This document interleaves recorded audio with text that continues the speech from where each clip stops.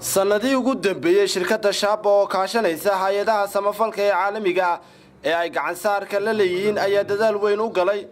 kayd biyood ku filan dadka ku nool magaalada Boorama iyo deegaanada ku hareeraysan kadib sahan iyo xog ururin la xiriidha sidii loo heli lahaa ceelal biyo ah ayaa ugu dambeyntii shirkadda Shaaba waxay ku guuleysatay in la helo laba ceel riig oo biyood ah kuwaasi oo ku yaala deegaanka Afraag oo kamid ah Abuqays isla markaana 17 kiiloomitir kaga beegan dhinaca galbeed ee magaalada Boorama inkastoo hore isku dayo lagu hormarinayo dhinaca biyaha ay ku talaabsatay shirkadda Shaaba ku dhawaad 10 ceel biyood laga hirgeliyay bariga magaalada Boorama saacaatee ceelashaas ayaa saameyn ku yeeshay hoos u dhaca ku yimid kaydka biyaha ee bariga magaalada Boorama si kastaba ha ahaatee arintaas ayaa soo afjaraysa walwalka dhinaca biyaha iyo mustaqbalka Boorama kaasoo laga dareemayay bartamii sanadkan aynu ku jirnay qaybo kamid ah magaalada Boorama isku soo wada duubo ceelashan ayaa la rajeynayaa sanadka soo socda qaybtiisa dambe ay ka mid noqon doonaan kaydka biyaha ee magaalada Boorama waa Cabdiraxmaan Jaamacaye Raya TV